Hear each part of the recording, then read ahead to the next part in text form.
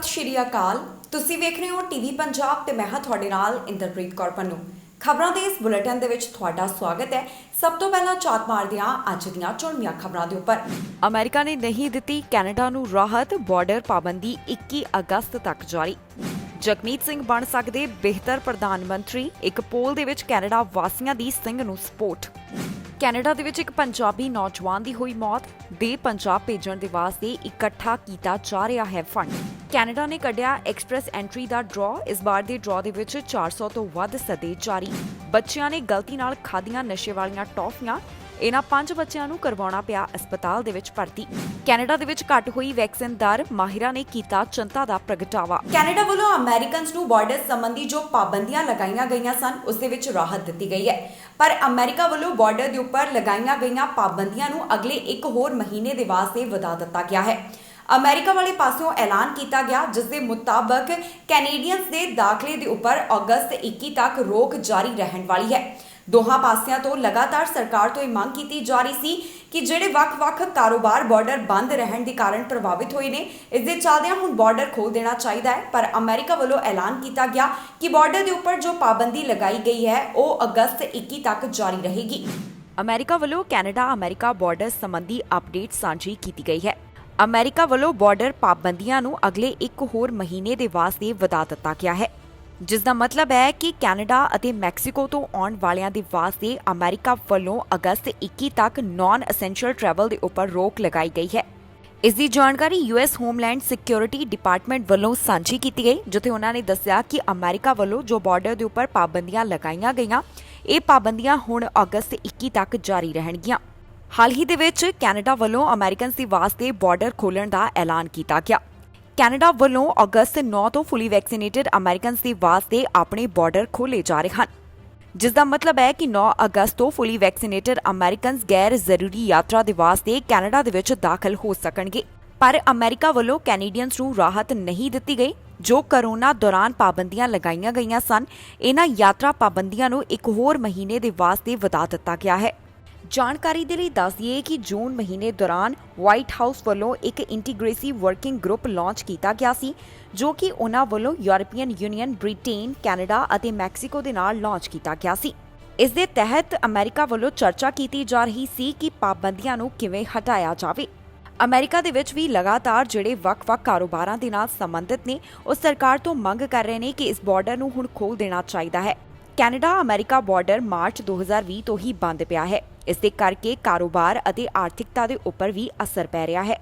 ਵੱਖ-ਵੱਖ business groups ਦੇ ਵੱਲੋਂ ਮੰਗ ਕੀਤੀ ਜਾ ਰਹੀ ਸੀ ਕਿ ਜੋ ਯਾਤਰਾ ਸੰਬੰਧੀ ਪਾਬੰਦੀਆਂ ਲਗਾਈਆਂ ਗਈਆਂ ਨੇ, ਉਹਨਾਂ ਦੇ ਵਿੱਚ ਰਾਹਤ ਦਿੱਤੀ ਜਾਵੇ, ਤਾਂ ਕਿ ਉਹਨਾਂ ਦੇ ਕਾਰੋਬਾਰ ਜੋ ਇਸ ਪਾਬੰਦੀਆਂ ਦੇ ਕਾਰਨ ਪ੍ਰਭਾਵਿਤ ਹੋਏ ਨੇ, ਉਸ ਦੇ ਵਿੱਚ ਉਹਨਾਂ ਨੂੰ ਰਾਹਤ ਮਿਲ ਸਕੇ।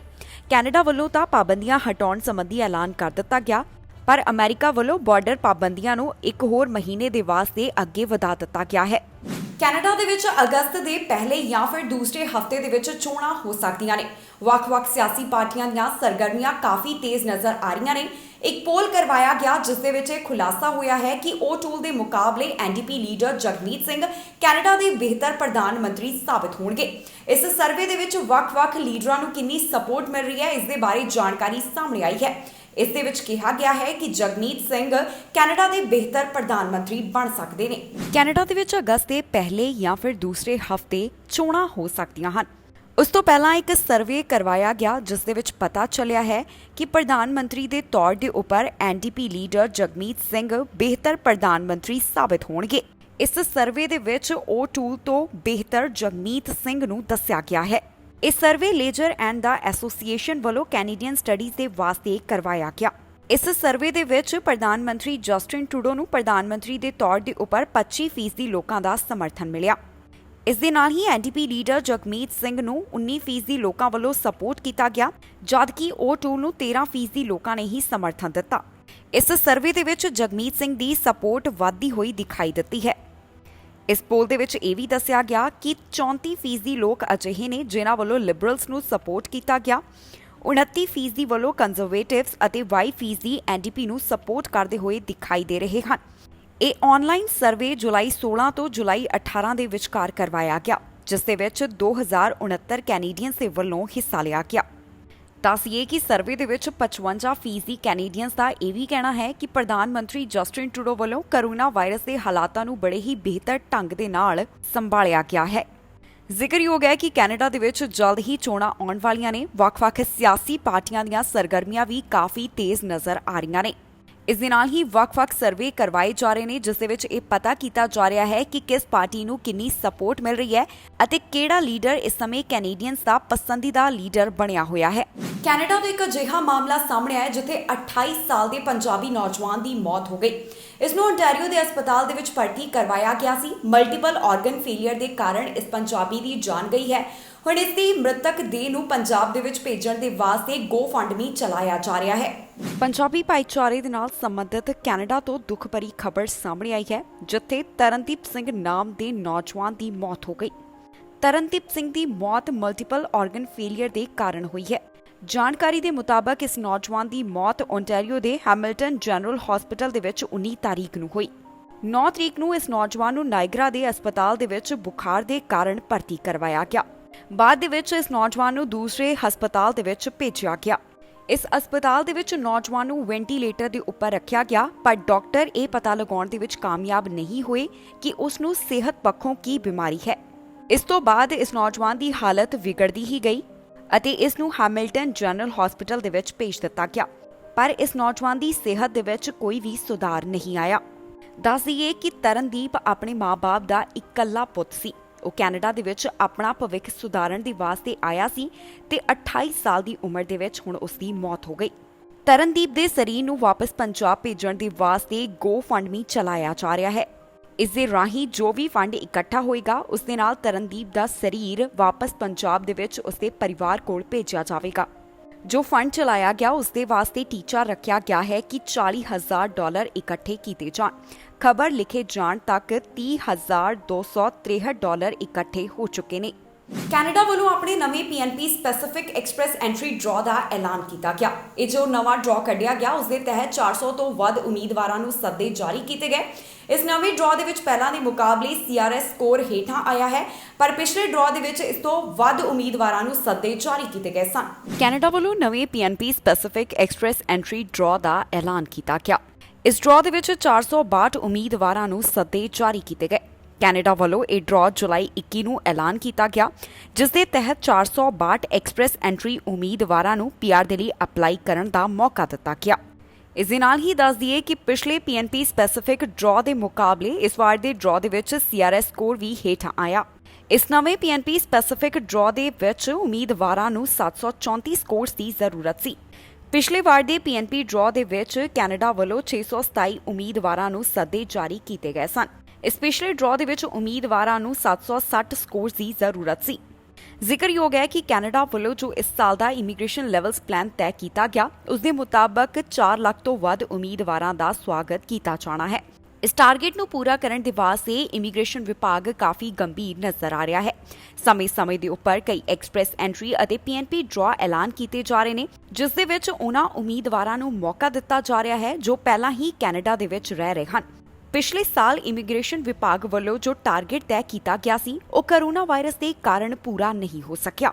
ਇਸ ਦੇ ਨਾਲ ਹੀ ਹੁਣ ਕੈਨੇਡਾ ਵੱਲੋਂ ਜੋ ਯਾਤਰਾ ਸੰਬੰਧੀ ਪਾਬੰਦੀਆਂ ਲਗਾਈਆਂ ਗਈਆਂ ਸਨ, ਉਸ ਦੇ ਵਿੱਚ ਢਿੱਲ ਦੇਣ ਦੀ ਸ਼ੁਰੂਆਤ ਵੀ ਕਰ ਦਿੱਤੀ ਗਈ ਹੈ। ਕੈਨੇਡਾ ਵੱਲੋਂ ਹਾਲ ਹੀ ਦੇ ਵਿੱਚ ਐਲਾਨ ਕੀਤਾ ਗਿਆ ਕਿ ਜਿਹੜੇ ਫੁੱਲੀ ਵੈਕਸੀਨੇਟਡ ਅਮਰੀਕਨਸ ਨੇ, ਉਹ ਨਾਨ ਐਸੈਂਸ਼ੀਅਲ ਟਰੈਵਲ ਦੇ ਵਾਸਤੇ 9 ਅਗਸਤ ਤੋਂ ਕੈਨੇਡਾ ਦੇ ਵਿੱਚ ਦਾਖਲ ਹੋ ਸਕਣਗੇ।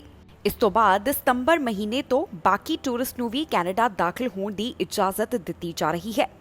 ਜਾਣਕਾਰੀ ਦੇ ਲਈ ਦੱਸ ਦਈਏ ਕਿ ਹੁਣ ਤੱਕ ਕੈਨੇਡਾ ਵੱਲੋਂ 94,304 ਐਕਸਪ੍ਰੈਸ ਐਂਟਰੀ ਕੈਂਡੀਡੇਟਸ ਨੂੰ ਅਪਲਾਈ ਕਰਨ ਦਾ ਮੌਕਾ ਦਿੱਤਾ ਜਾ ਚੁੱਕਿਆ ਹੈ। ਫਰਵਰੀ 13 ਨੂੰ ਸਭ ਤੋਂ ਵੱਡਾ ਰਿਕਾਰਡ ਤੋੜ ਐਕਸਪ੍ਰੈਸ ਐਂਟਰੀ ਡਰਾਅ ਕੱਢਿਆ ਗਿਆ ਸੀ, ਜਿਸ ਦੇ ਵਿੱਚ ਇੱਕੋ ਵਾਰ 27,000 ਤੋਂ ਵੱਧ ਉਮੀਦਵਾਰਾਂ ਨੂੰ ਇਨਵੀਟੇਸ਼ਨ ਜਾਰੀ ਕੀਤੇ ਗਏ ਸਨ। ਤੇ ਹੁਣ ਜਿਹੜਾ ਕੈਨੇਡਾ ਵੱਲੋਂ ਨਵਾਂ PNP specific express entry draw ਕੱਢਿਆ ਗਿਆ, ਇਸ ਦੇ ਵਿੱਚ 400 ਤੋਂ ਵੱਧ ਉਮੀਦਵਾਰਾਂ ਦੀ ਕਿਸਮਤ ਜਾਗੀ ਹੈ। ਕੈਨੇਡਾ ਤੋਂ ਇੱਕ ਅਜਿਹਾ ਮਾਮਲਾ ਸਾਹਮਣੇ ਆਇਆ ਜਿੱਥੇ 5 ਬੱਚਿਆਂ ਵੱਲੋਂ ਗਲਤੀ ਦੇ ਨਾਲ ਨਸ਼ੇ ਵਾਲੀਆਂ ਟੌਫੀਆਂ ਖਾਧੀਆਂ ਗਈਆਂ। ਇਹਨਾਂ 5 ਬੱਚਿਆਂ ਨੂੰ ਬਾਅਦ ਦੇ ਵਿੱਚ ਹਸਪਤਾਲ ਭਰਤੀ ਕਰਵਾਇਆ ਗਿਆ। ਮਾਂ-ਬਾਪ ਨੇ ਜਾਣਕਾਰੀ ਦਿੱਤੀ ਹੈ ਕਿ ਜਦੋਂ ਇਹਨਾਂ ਬੱਚਿਆਂ ਵੱਲੋਂ ਬਾਰਬੀਕਿਊ ਅਟੈਂਡ ਕੀਤਾ ਜਾ ਰਿਹਾ ਸੀ, ਇਹ ਬੱਚੇ ਅਜੀਬ ਹਰਕਤਾਂ ਕਰ ਰਹੇ ਸਨ। ਜਦੋਂ ਮਾਂ-ਬਾਪ ਨੂੰ ਸ਼ੱਕ ਹੋਇਆ ਤਾਂ ਪੁੱਛਿਆ ਗਿਆ ਤਾਂ ਪਤਾ ਚੱਲਿਆ ਕਿ ਇਹਨਾਂ ਵੱਲੋਂ ਨਸ਼ੀਲੀਆਂ ਟੌਫੀਆਂ ਖਾਧੀਆਂ ਗਈਆਂ ਸਨ।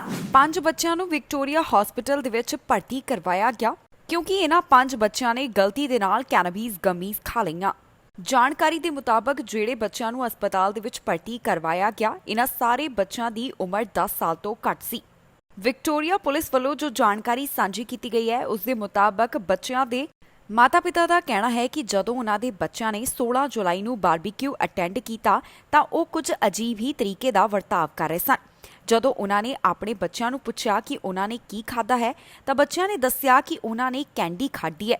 ਉਸ ਤੋਂ ਬਾਅਦ ਸਾਰੇ ਵੱਡਿਆਂ ਨੂੰ ਪਤਾ ਚੱਲ ਗਿਆ ਕਿ ਇਹਨਾਂ ਬੱਚਿਆਂ ਵੱਲੋਂ ਗਲਤੀ ਦੇ ਨਾਲ THC ਗਮੀਜ਼ ਖਾਧੀਆਂ ਗਈਆਂ। ਇਸ ਤੋਂ ਬਾਅਦ ਕਿਸੇ ਵੱਲੋਂ 911 ਦੇ ਉੱਪਰ ਕਾਲ ਕਰਕੇ ਇਸ ਘਟਨਾ ਦੀ ਸਾਰੀ ਜਾਣਕਾਰੀ ਪੁਲਿਸ ਦੇ ਨਾਲ ਸਾਂਝੀ ਕੀਤੀ ਗਈ। ਬਾਅਦ ਦੇ ਵਿੱਚ ਇਹਨਾਂ ਬੱਚਿਆਂ ਨੂੰ ਹਸਪਤਾਲ ਦੇ ਵਿੱਚ ਭਰਤੀ ਕਰਵਾਇਆ ਗਿਆ, ਜਿੱਥੇ ਕੁਝ ਸਮੇਂ ਬਾਅਦ ਉਹਨਾਂ ਨੂੰ ਛੁੱਟੀ ਦੇ ਦਿੱਤੀ ਗਈ। ਵਿਕਟੋਰੀਆ ਪੁਲਿਸ ਵੱਲੋਂ ਉਹਨਾਂ ਸਟੋਰਾਂ ਨੂੰ ਅਪੀਲ ਕੀਤੀ ਗਈ ਹੈ ਜੋ ਕਿ ਇਸ ਤਰ੍ਹਾਂ ਦੀਆਂ ਕੈਂਡੀਜ਼ ਵੇਚਦੇ ਹਨ। ਉਹਨਾਂ ਦਾ ਕਹਿਣਾ ਹੈ ਕਿ ਸਟੋਰਾਂ ਵੱਲੋਂ ਇਹ ਗੱਲ ਸਪਸ਼ਟ ਕੀਤੀ ਜਾਵੇ ਕਿ ਕਿਹੜੀਆਂ ਨਾਨ ਕੈਨੇਬੀਜ਼ ਪ੍ਰੋਡਕਟ ਹਨ ਤੇ ਕਿਹਨਾਂ ਦੇ ਵਿੱਚ ਕੈਨੇਬੀਜ਼ ਹੈ। ਕੈਨੇਡਾ ਦੇ ਵਿੱਚ ਪਹਿਲਾਂ ਦੇ ਮੁਕਾਬਲੇ ਵੈਕਸੀਨੇਸ਼ਨ ਦਰ ਘਟੀ ਹੈ, ਜਿਸ ਦੇ ਲਈ ਮਾਹਰਾਂ ਵੱਲੋਂ ਚਿੰਤਾ ਦਾ ਪ੍ਰਗਟਾਵਾ ਕੀਤਾ ਗਿਆ। ਇਹਨਾਂ ਮਾਹਿਰਾਂ ਦਾ ਕਹਿਣਾ ਹੈ ਕਿ ਬਹੁਤ ਸਾਰੇ ਅਜਿਹੇ ਕੈਨੇਡੀਅਨਸ ਨੇ ਜਿਹੜੇ ਉਡੀਕ ਕਰ ਰਹੇ ਨੇ ਕਿ ਕਦੋਂ ਮੁੜ ਤੋਂ ਕਰੋਨਾ ਮਾਮਲਿਆਂ ਦੇ ਵਿੱਚ ਵਾਧਾ ਹੁੰਦਾ ਹੈ ਤੇ ਉਹਨਾਂ ਵੱਲੋਂ ਵੈਕਸੀਨ ਲਗਵਾਈ ਜਾਏਗੀ। ਐਕਸਪਰਟਸ ਦਾ ਕਹਿਣਾ ਹੈ ਕਿ ਇਹ ਗਲਤ ਹੈ ਕਿਉਂਕਿ ਵੈਕਸੀਨ ਲਗਾਉਣ ਤੋਂ ਬਾਅਦ ਇਮਿਊਨਿਟੀ ਬਣਨ ਦੇ ਵਿੱਚ ਵੀ ਸਮਾਂ ਲੱਗਦਾ ਹੈ। ਕੈਨੇਡਾ ਦੇ ਵਿੱਚ ਕਰੋਨਾ ਵੈਕਸੀਨ ਦੇ ਵਾਸਤੇ ਮੰਗ ਪਹਿਲਾਂ ਦੇ ਮੁਕਾਬਲੇ ਘਟ ਰਹੀ ਹੈ। ਮਾਹਿਰਾਂ ਵੱਲੋਂ ਇਸ ਸੰਬੰਧੀ ਆਪਣੇ ਵਿਚਾਰ ਸਾਂਝੇ ਕੀਤੇ ਗਏ, ਜਿੱਥੇ ਉਹਨਾਂ ਦਾ ਕਹਿਣਾ ਹੈ ਕਿ ਜਿਹੜੇ ਕੈਨੇਡੀਅਨਸ ਅਜੇ ਇੰਤਜ਼ਾਰ ਕਰ ਰਹੇ ਨੇ ਕਿ ਜਦੋਂ ਕਰੋਨਾ ਦੇ ਮਾਮਲੇ ਵਧਣਗੇ ਉਹਨਾਂ ਵੱਲੋਂ ਤਦ ਹੀ ਕੋਵਿਡ ਵੈਕਸੀਨ ਪ੍ਰਾਪਤ ਕੀਤੀ ਜਾਵੇਗੀ, ਉਹ ਲੋਕ ਗਲਤ ਕਰ ਰਹੇ ਹਨ। ਮਾਹਿਰਾਂ ਦਾ ਕਹਿਣਾ ਹੈ ਕਿ ਕੋਵਿਡ-19 ਵੈਕਸੀਨ ਲਗਵਾਉਣ ਤੋਂ ਬਾਅਦ ਇਮਿਊਨਿਟੀ ਬਣਨ ਦੇ ਵਾਸਤੇ ਕੁਝ ਸਮਾਂ ਲੱਗਦਾ ਹੈ। ਕੈਨੇਡਾ ਦੇ ਵਿੱਚ ਮੌਜੂਦਾ ਸਮੇਂ ਰੋਜ਼ਾਨਾ 0.98% ਲੋਕਾਂ ਨੂੰ ਕੋਵਿਡ-19 ਵੈਕਸੀਨ ਲਗਾਈ ਜਾ ਰਹੀ ਹੈ, ਜੋ ਕਿ ਪਹਿਲਾਂ ਦੇ ਮੁਕਾਬਲੇ ਘੱਟ ਹੈ ਕਿਉਂਕਿ ਕੈਨੇਡਾ ਵੱਲੋਂ ਜੂਨ ਮਹੀਨੇ ਦੌਰਾਨ ਰੋਜ਼ਾਨਾ 1.44% ਲੋਕਾਂ ਨੂੰ ਕੋਵਿਡ-19 ਵੈਕਸੀਨ ਲਗਾਈ ਜਾ ਰਹੀ ਸੀ। ਇਹ ਜਾਣਕਾਰੀ ਵਰਲਡ ਡਾਟਾ ਤੋਂ ਹਾਸਲ ਹੋਈ ਹੈ। ਯੂਨੀਵਰਸਿਟੀ ਆਫ ਸਸਕੈਚੁਆਨ ਦੇ ਵਿਦਿਆਰਥੀਆਂ ਵੱਲੋਂ ਇੱਕ ਵੈਕਸੀਨ ਟਰੈਕਰ ਬਣਾਇਆ ਗਿਆ, ਜਿਸ ਦੇ ਵਿੱਚ ਦੱਸਿਆ ਗਿਆ ਹੈ ਕਿ 1 ਮਹੀਨਾ ਪਹਿਲਾਂ ਕੈਨੇਡਾ ਦੇ ਵਿੱਚ 96,000 ਲੋਕਾਂ ਨੂੰ ਕੋਵਿਡ-19 ਵੈਕਸੀਨ ਲਗਾਈ ਜਾ ਰਹੀ ਸੀ, ਜੋ ਕਿ ਮੌਜੂਦਾ ਸਮੇਂ ਗਿਣਤੀ ਘਟ ਕੇ 40,000 ਦੇ ਉੱਪਰ ਪਹੁੰਚ ਗਈ। ਇਹ ਗਿਰਾਵਟ ਉਦੋਂ ਸਾਹਮਣੇ ਆਈ ਹੈ ਜਦੋਂ ਕੈਨੇਡਾ ਦੇ ਵਿੱਚ 80% ਦੀ ਆਬਾਦੀ ਨੂੰ ਕੋਵਿਡ-19 ਵੈਕਸੀਨ ਦੀ ਇੱਕ ਡੋਜ਼ ਲੱਗ ਚੁੱਕੀ ਹੈ ਅਤੇ 60% ਦੀ ਆਬਾਦੀ ਨੂੰ ਕੋਵਿਡ-19 ਵੈਕਸੀਨ ਦੇ 2 ਡੋਜ਼ ਲਗਾਏ ਜਾ ਚੁੱਕੇ ਹਨ। ਹਾਲਾਂਕਿ ਕੈਨੇਡਾ ਦੇ ਵਿੱਚ ਪੂਰੇ ਵਿਸ਼ਵ ਦੇ ਮੁਕਾਬਲੇ ਤੇਜ਼ੀ ਦੇ ਨਾਲ ਵੈਕਸੀਨੇਸ਼ਨ ਲਗਾਈ ਜਾ ਰਹੀ ਹੈ, ਪਰ ਫਿਰ ਵੀ ਮਾਹਿਰਾਂ ਵੱਲੋਂ ਜਿਹੜੇ ਅਨਵੈਕਸੀਨੇਟਡ ਨੇ ਉਹਨਾਂ ਦੇ ਲਈ ਚਿੰਤਾ ਦਾ ਪ੍ਰਗਟਾਵਾ ਕੀਤਾ ਜਾ ਰਿਹਾ ਹੈ। ਜਾਣਕਾਰੀ ਦੇ ਮੁਤਾਬਕ ਫਰਾਂਸ ਦੇ ਵਿੱਚ ਰੋਜ਼ਾਨਾ 0.92% ਲੋਕਾਂ ਨੂੰ ਵੈਕਸੀਨ ਲਗਾਈ ਜਾ ਰਹੀ ਹੈ, ਜਦਕਿ ਯੂਨਾਈਟਿਡ ਕਿੰਗਡਮ ਦੇ ਵਿੱਚ ਇਹ ਗਿਣਤੀ 0.34% ਹੈ। ਦੱਸਣਯੋਗ ਹੈ ਕਿ ਮਾਹਿਰਾਂ ਵੱਲੋਂ ਕੋਵਿਡ-19 ਵੇਰੀਐਂਟ ਦੇ ਕਾਰਨ ਵੀ ਚਿੰਤਾ ਦਾ ਪ੍ਰਗਟਾਵਾ ਕੀਤਾ ਜਾ ਰਿਹਾ ਹੈ। ਖਾਸ ਕਰ ਇਹ ਚਿੰਤਾ ਡੈਲਟਾ ਵੇਰੀਐਂਟ ਦੇ ਪ੍ਰਤੀ ਦਿਖਾਈ ਜਾ ਰਹੀ ਹੈ ਕਿਉਂਕਿ ਇਹ ਵੇਰੀਐਂਟ ਵੱਧ ਤੇਜ਼ੀ ਦੇ ਨਾਲ ਫੈਲਦਾ ਹੈ। ਕੈਨੇਡਾ ਵੱਲੋਂ ਲਗਾਤਾਰ ਉਹਨਾਂ ਲੋਕਾਂ ਨੂੰ ਅਪੀਲ ਕੀਤੀ ਜਾ ਰਹੀ ਹੈ ਕਿ ਜਿਨ੍ਹਾਂ ਨੇ ਕੋਵਿਡ-19 ਵੈਕਸੀਨ ਹਾਸਲ ਨਹੀਂ ਕੀਤੀ, ਉਹ ਕੋਵਿਡ ਵੈਕਸੀਨ ਦਾ ਡੋਜ਼ ਜ਼ਰੂਰ ਜਲਦ ਲਗਵਾ ਲੈਣ। ਸਰੀ ਤੋਂ ਮਾਮਲਾ ਸਾਹਮਣੇ ਆਇਆ ਜਿੱਥੇ ਹਾਈਵੇ ਦੇ ਉੱਪਰ 4 ਵਾਹਨ ਟਕਰਾਏ ਨੇ। ਪੁਲਿਸ ਵੱਲੋਂ ਜਾਣਕਾਰੀ ਦਿੱਤੀ ਗਈ ਹੈ ਕਿ ਜੋ ਵਾਹਨ ਚਲਾਉਣ ਵਾਲੇ ਡਰਾਈਵਰ ਸਨ ਉਹਨਾਂ ਨੂੰ ਗ੍ਰਿਫਤਾਰ ਕੀਤਾ ਗਿਆ ਕਿਉਂਕਿ ਪੁਲਿਸ ਦਾ ਕਹਿਣਾ ਹੈ ਕਿ ਇਹਨਾਂ ਵੱਲੋਂ ਸ਼ਰਾਬ ਪੀਤੀ ਹੋਈ ਸੀ ਤੇ ਗਲਤ ਡਰਾਈਵਿੰਗ ਕਰਨ ਦੇ ਕਾਰਨ ਇਹਨਾਂ ਨੂੰ ਗ੍ਰਿਫਤਾਰ ਕੀਤਾ ਗਿਆ। ਸਰੀ ਤੋਂ ਇੱਕ ਅਜਿਹਾ ਮਾਮਲਾ ਸਾਹਮਣੇ ਆਇਆ ਜਿੱਥੇ 4 ਵਾਹਨ ਆਪਸ ਦੇ ਵਿੱਚ ਟਕਰਾ ਗਏ। ਇਹ ਹਾਦਸਾ ਸਰੀ ਦੇ ਹਾਈਵੇ 15 176th ਸਟਰੀਟ ਦੇ ਉੱਪਰ ਵਾਪਰਿਆ ਹੈ। ਸਰੀ ਦੇ ਹਾਈਵੇ 15 ਦੇ ਉੱਪਰ ਜਦੋਂ ਇਹ ਹਾਦਸਾ ਵਾਪਰਿਆ, ਜਿਸ ਦੇ ਵਿੱਚ 4 ਵਾਹਨ ਆਪਸ ਦੇ ਵਿੱਚ ਟਕਰਾਏ, ਉਸ ਤੋਂ ਬਾਅਦ 1 ਘੰਟੇ ਦੇ ਵਾਸਤੇ ਇਸ ਜਗ੍ਹਾ ਨੂੰ ਬੰਦ ਰੱਖਿਆ ਗਿਆ।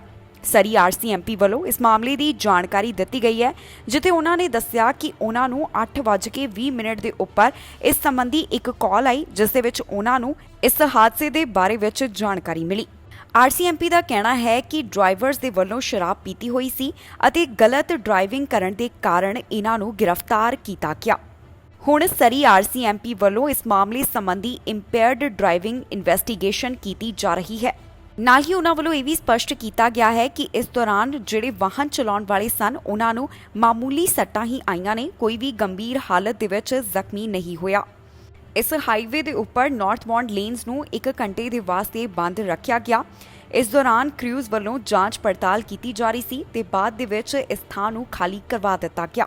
ਮਾਮਲਾ ਅਮਰੀਕਾ ਦੇ ਕੈਲੀਫੋਰਨੀਆ ਤੋਂ ਸਾਹਮਣੇ ਆਇਆ, ਜਿੱਥੇ ਨਵੇਂ ਮਾਂ-ਬਾਪ ਬਣੇ ਜੋੜੇ ਨੂੰ ਹੁਣ ਜੇਲ੍ਹ ਦੇ ਵਿੱਚ ਜਾਣਾ ਪੈ ਸਕਦਾ ਹੈ। ਦਰਅਸਲ ਜੈਂਡਰ ਰਿਵੀਲ ਪਾਰਟੀ ਦੇ ਵਿੱਚ ਇਹਨਾਂ ਵੱਲੋਂ ਇੱਕ ਸਟੰਟ ਕੀਤਾ ਗਿਆ। ਇਹ ਸਟੰਟ ਵਾਈਲਡ ਫਾਇਰ ਦਾ ਕਾਰਨ ਬਣਿਆ।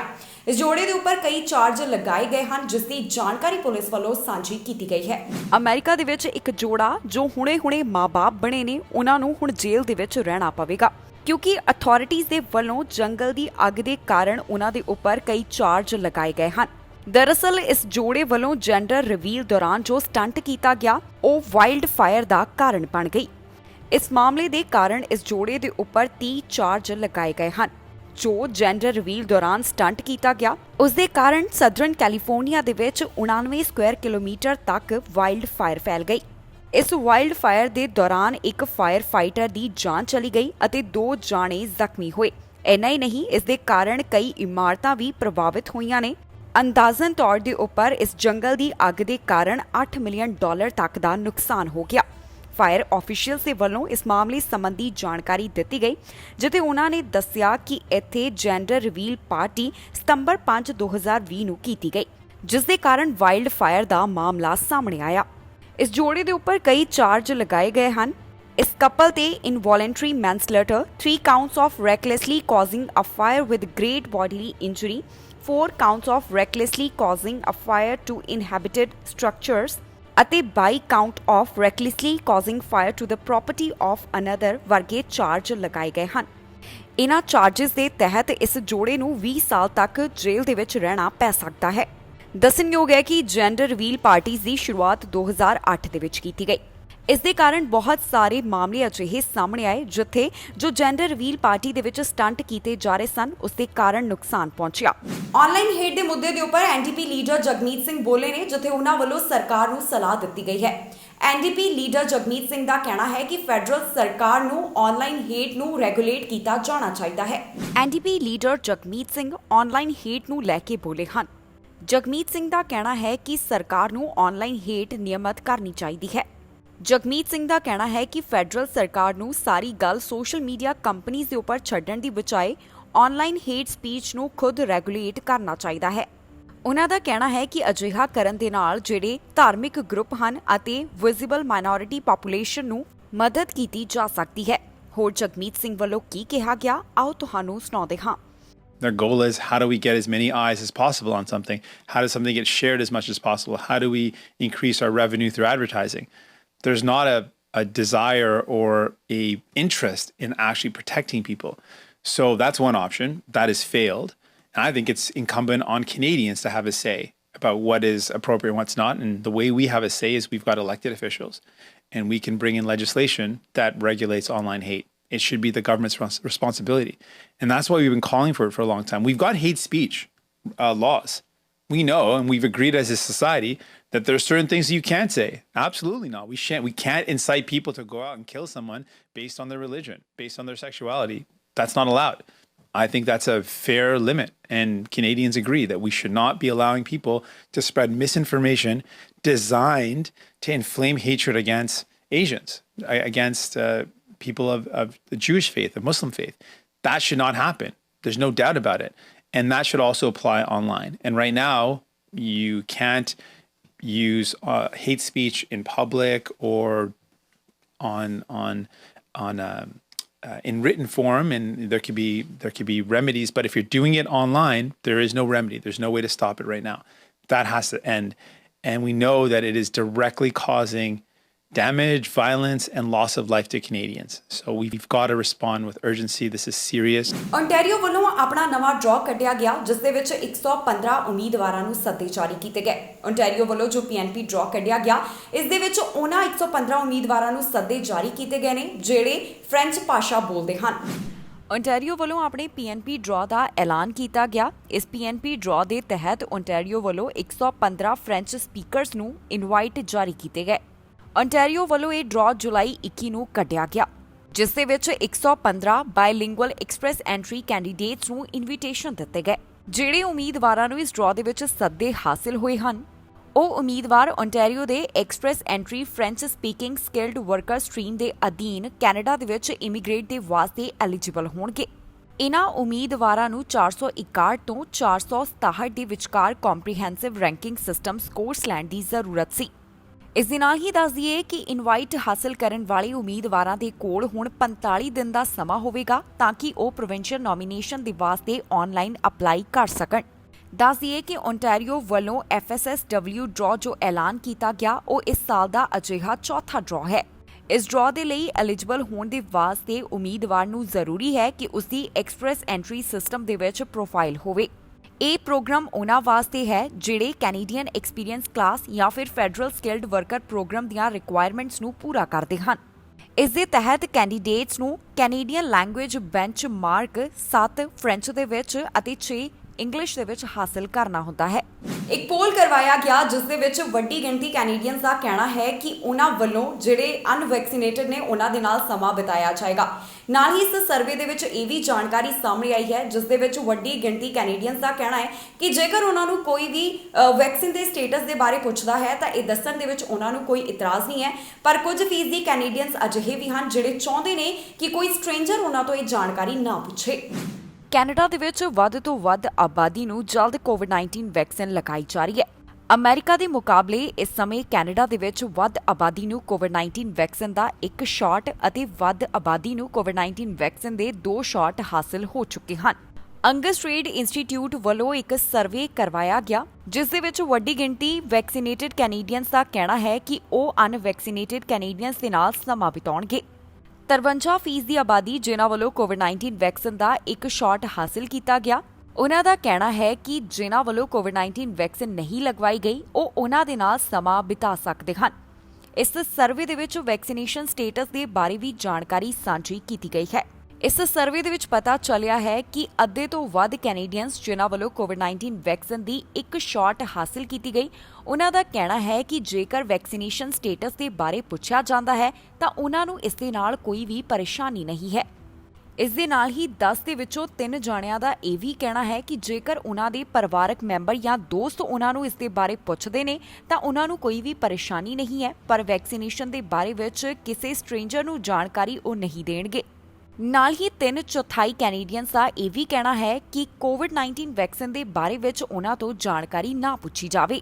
ਇਸ ਦੇ ਨਾਲ ਹੀ ਸਰਵੇ ਦੇ ਵਿੱਚ ਇਹ ਵੀ ਖੁਲਾਸਾ ਹੋਇਆ ਹੈ ਕਿ 67% ਕੈਨੇਡੀਅਨਸ ਇਹ ਚਾਹੁੰਦੇ ਹਨ ਕਿ ਪ੍ਰੋਵਿੰਸ ਦੇ ਵਿੱਚ ਵੈਕਸੀਨ ਪਾਸਪੋਰਟ ਲੈ ਕੇ ਆਂਦਾ ਜਾਵੇ। ਓਨਟਾਰੀਓ ਦੇ ਵਿੱਚ ਪ੍ਰੀਮੀਅਰ ਡਗ ਫੋਰਡ ਅਤੇ ਐਲਬਰਟਾ ਦੇ ਵਿੱਚ ਜੇਸਨ ਕੈਨੀ ਦੇ ਵਿਰੋਧ ਦੇ ਬਾਅਦ ਵੀ ਓਨਟਾਰੀਓ ਦੇ ਵਿੱਚ 69% ਅਤੇ ਐਲਬਰਟਾ ਦੇ ਵਿੱਚ 52% ਲੋਕ ਵੈਕਸੀਨ ਪਾਸਪੋਰਟ ਦੇ ਨਾਲ ਸਹਿਮਤੀ ਦਾ ਪ੍ਰਗਟਾਵਾ ਕਰ ਰਹੇ ਹਨ।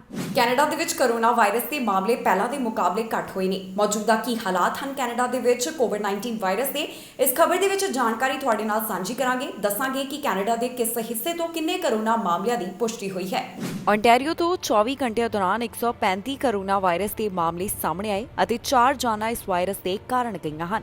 ਓਨਟਾਰੀਓ ਦੇ ਵਿੱਚ ਹੁਣ ਤੱਕ 5,48,609 ਦੇ ਕਰੀਬ ਕੁੱਲ ਮਾਮਲੇ ਸਾਹਮਣੇ ਆ ਚੁੱਕੇ ਨੇ। ਵਾਟਰਲੂ ਰੀਜਨ ਤੋਂ 12, ਟੋਰਾਂਟੋ ਤੋਂ 26, ਦੁਰਹਮ ਤੋਂ 13, ਪੀਲ ਰੀਜਨ ਤੋਂ 16 ਮਾਮਲਿਆਂ ਦੀ ਪੁਸ਼ਟੀ ਹੋਈ ਹੈ। ਪ੍ਰੋਵਿੰਸ ਦੇ ਵਿੱਚ ਹੁਣ ਤੱਕ 9,300 ਜਾਨਾਂ ਇਸ ਵਾਇਰਸ ਦੇ ਕਾਰਨ ਜਾ ਚੁੱਕੀਆਂ ਨੇ।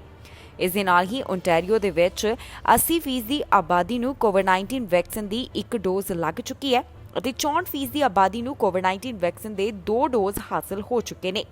ਸੂਬੇ ਦੇ ਵਿੱਚ 5,37,975 ਹੁਣ ਤੱਕ ਦੇ ਰਿਕਵਰਡ ਮਾਮਲਿਆਂ ਦੀ ਗਿਣਤੀ ਹੈ। ਇਸ ਸਮੇਂ ਓਨਟਾਰੀਓ ਦੇ ਵਿੱਚ 1,335 ਦੇ ਕਰੀਬ ਐਕਟਿਵ ਕੋਰੋਨਾ ਵਾਇਰਸ ਦੇ ਮਾਮਲੇ ਹਨ। ਹਸਪਤਾਲ ਦੇ ਵਿੱਚ ਮਰੀਜ਼ਾਂ ਦੀ ਗਿਣਤੀ 139 ਦੇ ਕਰੀਬ ਹੈ। 145 ਮਰੀਜ਼ ਇੰਟੈਂਸਿਵ ਕੇਅਰ ਅਧੀਨ ਅਤੇ 70 ਮਰੀਜ਼ ICU ਦੇ ਵਿੱਚ ਨੇ। ਕਿਬੈਕ ਤੋਂ 24 ਘੰਟਿਆਂ ਦੌਰਾਨ 103 ਕੋਰੋਨਾ ਦੇ ਮਾਮਲੇ ਸਾਹਮਣੇ ਆਏ ਨੇ ਤੇ ਬੀਤੇ 24 ਘੰਟਿਆਂ ਦੌਰਾਨ ਕੋਈ ਵੀ ਜਾਨ ਇਸ ਵਾਇਰਸ ਦੇ ਕਾਰਨ ਨਹੀਂ ਗਈ। ਸੂਬੇ ਦੇ ਵਿੱਚ ਹੁਣ ਤੱਕ 3,76,519 ਕੁੱਲ ਕੋਰੋਨਾ ਦੇ ਮਾਮਲੇ ਸਾਹਮਣੇ ਆ ਚੁੱਕੇ ਹਨ। 11,235 ਜਾਨਾਂ ਇਸ ਵਾਇਰਸ ਦੇ ਕਾਰਨ ਜਾ ਚੁੱਕੀਆਂ ਨੇ। ਹਸਪਤਾਲ ਦੇ ਵਿੱਚ 72 ਮਰੀਜ਼ਾਂ ਦੀ ਗਿਣਤੀ ਹੈ। 21 ਮਰੀਜ਼ ਇੰਟੈਂਸਿਵ ਕੇਅਰ ਅਧੀਨ ਹਨ। ਇਸ ਸੂਬੇ ਦੇ ਵਿੱਚ 83% ਦੀ ਆਬਾਦੀ ਨੂੰ ਕੋਵਿਡ-19 ਵੈਕਸੀਨ ਦੀ 1 ਡੋਜ਼ ਅਤੇ 57% ਦੀ ਆਬਾਦੀ ਨੂੰ ਕੋਵਿਡ-19 ਵੈਕਸੀਨ ਦੀਆਂ 2 ਡੋਜ਼ ਹਾਸਲ ਹੋ ਚੁੱਕੀਆਂ ਨੇ। ਕੈਨੇਡਾ ਦੇ ਵਿੱਚ ਹੁਣ ਤੱਕ 14.2 ਮਿਲੀਅਨ ਦੇ ਕਰੀਬ ਕੁੱਲ ਕੋਰੋਨਾ ਦੇ ਮਾਮਲੇ ਸਾਹਮਣੇ ਆ ਚੁੱਕੇ ਹਨ। 26,512 ਜਾਨਾਂ ਇਸ ਵਾਇਰਸ ਦੇ ਕਾਰਨ ਜਾ ਚੁੱਕੀਆਂ ਨੇ। ਇਸ ਦੇ ਨਾਲ ਹੀ ਕੈਨੇਡਾ ਦੇ ਵਿੱਚ 13.9 ਮਿਲੀਅਨ ਦੇ ਕਰੀਬ ਰਿਕਵਰਡ ਮਾਮਲਿਆਂ ਦੀ ਗਿਣਤੀ ਹੈ। ਇਸ ਦੇ ਨਾਲ ਹੀ ਜਾਂਦੇ ਇੱਕ ਵਾਰ ਫਿਰ ਤੋਂ ਝਾਤ ਮਾਰਦੇ ਹਾਂ ਅੱਜ ਦੀਆਂ ਛੋਟੀਆਂ ਖਬਰਾਂ ਦੇ ਉੱਪਰ। ਅਮਰੀਕਾ ਨੇ ਨਹੀਂ ਦਿੱਤੀ ਕੈਨੇਡਾ ਨੂੰ ਰਾਹਤ, ਬਾਰਡਰ ਪਾਬੰਦੀ 21 ਅਗਸਤ ਤੱਕ ਜਾਰੀ। ਜਗਮੀਤ ਸਿੰਘ ਬਣ ਸਕਦੇ ਬਿਹਤਰ ਪ੍ਰਧਾਨ ਮੰਤਰੀ, ਇੱਕ ਪੋਲ ਦੇ ਵਿੱਚ ਕੈਨੇਡਾ ਵਾਸੀਆਂ ਦੀ ਸਿੰਘ ਨੂੰ ਸਪੋਰਟ। ਕੈਨੇਡਾ ਦੇ ਵਿੱਚ ਇੱਕ ਪੰਜਾਬੀ ਨੌਜਵਾਨ ਦੀ ਹੋਈ ਮੌਤ, ਦੇ ਪੰਜਾਬ ਭੇਜਣ ਦੇ ਵਾਸਤੇ ਇਕੱਠਾ ਕੀਤਾ ਜਾ ਰਿਹਾ ਹੈ ਫੰਡ। ਕੈਨੇਡਾ ਨੇ ਕੱਢਿਆ ਐਕਸਪ੍ਰੈਸ ਐਂਟਰੀ ਦਾ ਡਰਾਅ, ਇਸ ਵਾਰ ਦੇ ਡਰਾਅ ਦੇ ਵਿੱਚ 400 ਤੋਂ ਵੱਧ ਸੱਦੇ ਜਾਰੀ।